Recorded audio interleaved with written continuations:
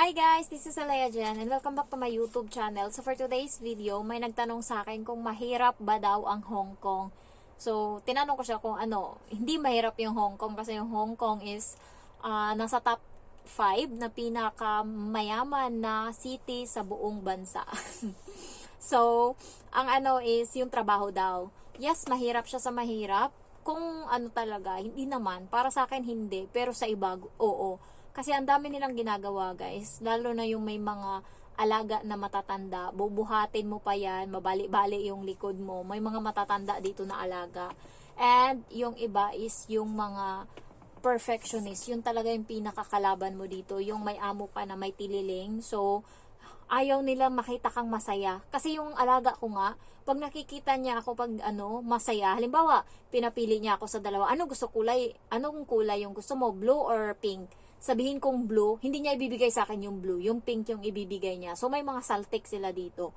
So, pag nakita nilang masaya ka, sisirain nila yung araw mo para lang hindi ka maging masaya. Bahala sila dyan. So, ganun sila. Kaya ako sa inyo, tibayan nyo yung loob nyo. Dapat prepare kayo mentally, physically, emotionally, ganyan. Kasi nga, pagdating dito guys, hindi mo alam kung saan ka banda lulugar kasi hindi ka pwedeng maging tama dito, lahat mali. So, ako natatawa na lang ako pag mali ko, nagsusorry ako pag hindi ko mali, bahala ka dyan, di ako magsusorry. So, isipin mo din kung paano ka lumaban, isipin mo din kung saan ka banda lalaban. Hindi pwedeng puro kalaban ng laban na alam mo na mali mo naman. So, ganyan. Next is, anuhin mo na mahirap yung trabaho dito, lalo kapag ikaw yung nagluluto and ikaw yung magdidesisyon ng lulutuin. Yan yung trabaho na hindi ako stress kasi nga yung amo ko yung na-stress dyan. Siya yung pag-iisipan niya pa yan pag dating niya sa tanghali galing sa paghatid sa bata, nag-iisip na yan siya kung ano ulamin mamayang gabi. And ayan, siya na bahala mag-isip, wala akong pakialam. Basta pag sinabi niya sa akin, ganito lutuin, ganito lang. And natutuwa naman siya kasi nga lahat ng pinapaluto niya sa akin, nauubos naman. And wala, lahat yun ubos. Walang hindi ubos sa mga pagkain. So, kaya hindi rin siya masyadong stress. Paulit-ulit lang kami, basta every week, meron kaming lemon chicken, yung parang adobo na minatamis na manok na nilagyan lang ng lemon. So, yun, present yun, every week namin yun na pagkain. And sa sabaw naman, paulit-ulit lang yung namin ng sabaw.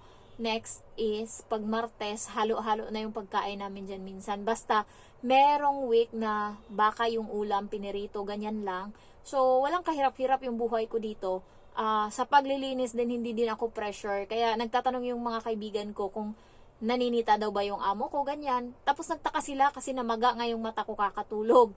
Sinabi nila sa akin na, hindi ka inuutusan ng amo mo. Nandyan yung amo mo Wala palang trabaho? Kala ko may trabaho kasi natutulog ka. Sabi ko, oo. Nandyan lang yan siya. Basta bahala na siya sa buhay niya. Basta pag pinakain ko na yan siya, kapag gusto niyang kumain, lutuan ko lang siya. Pagtapos niyan, okay na. Minsan nga guys, nagluto ako 1:30, natapos ako 2:00. Kumain din ako, natapos ako ng lahat-lahat 2:20. So yun na yung time na dapat matulog ako 2:00, diba? Sabi ko sa kanya, dumaan ako sa kanya. Sabi ko, mamaya ko na yan hugasan, ma'am, matulog muna ako. Sabi ko, pala decision din ako sa buhay. So ayun, natulog ako dito, tapos kumain na siya dyan. Natutuwa siya sa akin guys, kasi pag sinabi kong matulog talaga ako, natutulog ako, hindi ako nagjo-joke. Yung pag sinabi kong basta pag pumapasok ako sa kwarto, lalabas akong maga yung mata, natulala minsan kasi tulog ako, nakita niya nga ako paglabas, may mga lakra pa ako dito, yung may mga pa ako ng kumot dito, kaya kamay, ayan, so, natutuwa yung amo ko kasi, nung nakaraan, pumasok ako dito, 2:30 na so may 30 minutes na lang ako para matulog. Paglabas ko, kita niya, nakatulog talaga ako, as in, nakita niya talaga yung mukha ko tulog, as in, kakagising lang, so natutuwa siya, kaya pinapabayaan niya akong matulog kasi nga hindi ko sinasayang yung oras ko na mag ng cellphone. Tulog talaga.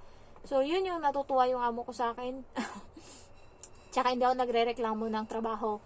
Minsan natapos kami 12:00, hindi niya ako nakitang nagdabog or sumimangot dahil sa mga ganyan. Kasi iniisip ko kapag trabaho ganyan. Basta pagkatapos niyan okay na makakatulog ako.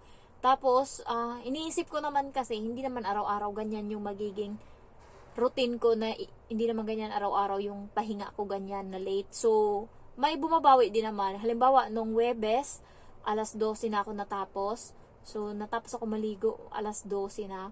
And, kinabukasan, alas 5, gising na ako. So, ilang ano na lang yung tulog ko noon. Pero bumawi naman siya. Kasi nga, nung Friday kahapon, alas 10, pinapasok niya na yung bata sa loob. So, alas 10 tapos na. Kasi nakaligo na din ako eh. Tapos na ako lahat sa mga gawain ko. Kaya, wala. Tapos na ako alas 10. Kaya maaga ako natulog kagabi. Kung hindi ko man ito ma-upload ngayong gabi. Basta, natulog ako alas 12. Tapos nagising ako kanina, day off ko, alas 8. So, yun, 7 hours yung tulog ko. Nakabawi-bawi. Tapos mamaya tulog uli ako maaga. So, hindi pare-parehas yung trabaho dito, guys. Merong mahirap, merong madali. Lalo pag may alaga ka na aso, pusa, doon medyo mahirap. Lalo pag may alaga kang matanda. Mahirap yon, pero mga bata din. Kasi yung mga bata dito nananakit yan eh.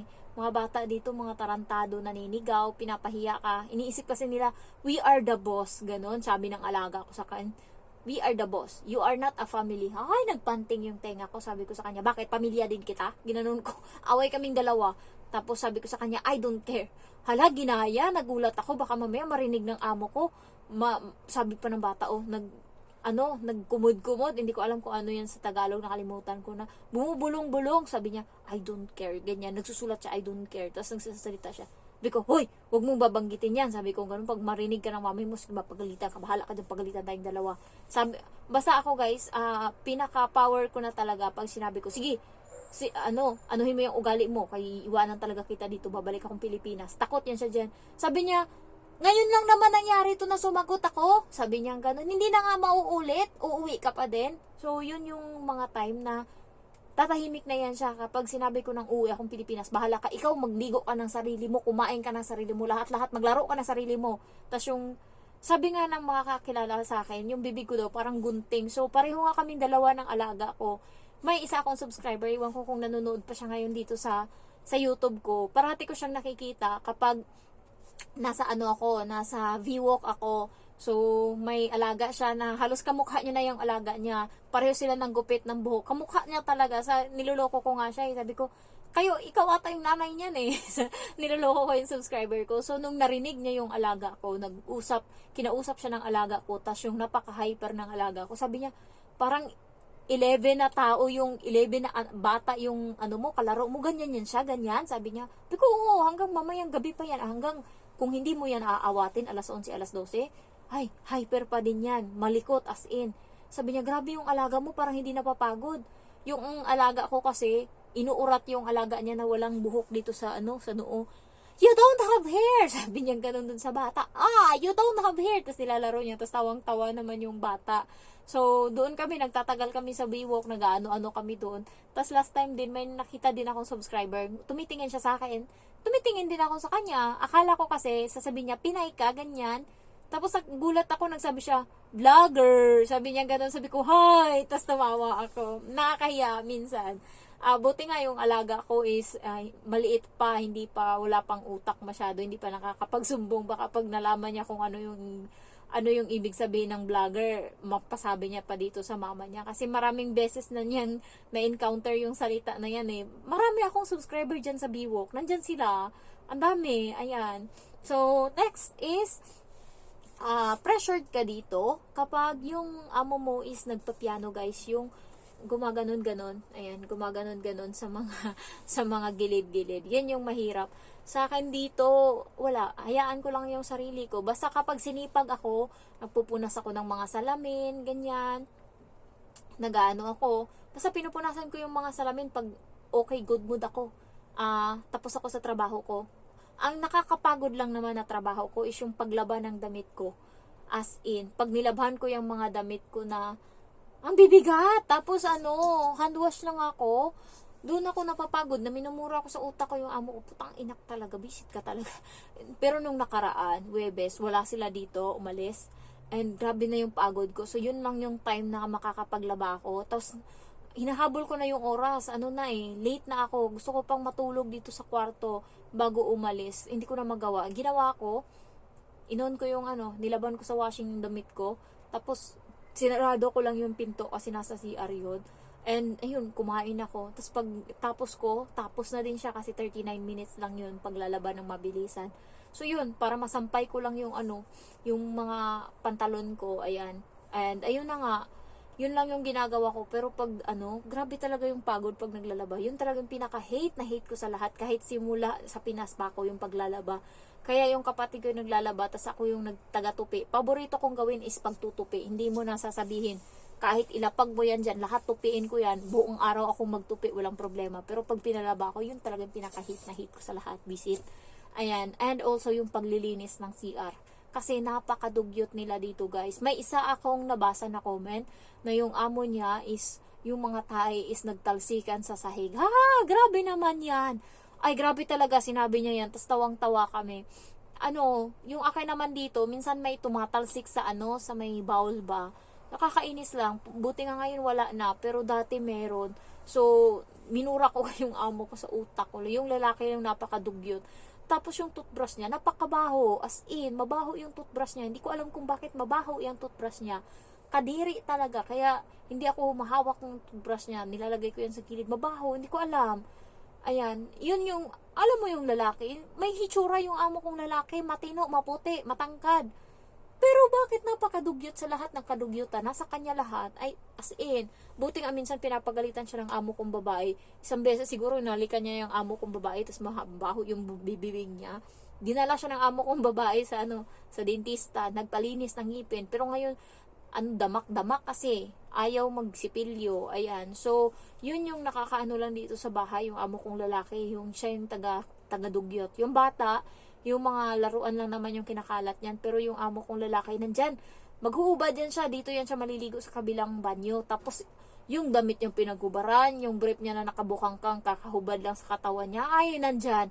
Antayin pang ako yung kumuha niyan at ilipat yan doon sa kwarto nila kasi nandun yung balde nila na lagayan ng labahan. Visit talaga. Ginagawa ko, niro-roll ko yan, tapos tapon ko doon. So, may ginawa pa ako nung nakaraan, sinabi ko to sa mama ko nung bago ako dito. Kasi nga, dugyot yung amo kong lalaki sa sobrang kadugyutan niya. Ang ginamit kong pampuna na towel doon sa toilet bowl, pinunas ko sa baso niya na ginagamit niya pag nagsipilyo. Sabi ko, buisit ka, lahat ng kadugyutan ng sayo na. Inis kasi ako yung mga tae niya nagsitalsikan, hindi maayos-ayos. Ang ginagawa kasi nila, pag nagtatae sila, tinatakpan nila yung bowl, tas saka iplas. Aba, yung tae nagsianuhan na, Diyos mio. So, ayun, ang dami, nagkalat-kalat, damak-damak. Tapos, hindi niya pa ma-shoot yung tae niya doon sa pinaka, talaga. Nandun sa may gilid, dumikit. Minsan, hindi matanggal-tanggal kahit anong flash mo. Yun yung, sarap talaga barangin. Yun yung nakakainis sa kanya, hindi siya nahiya. Samantalang ako, bago ko iwan yung CR, bago ako umalis, malinis yan lahat. Ultimo, gripo, makintab, kahit nag-CR lang ako niyan.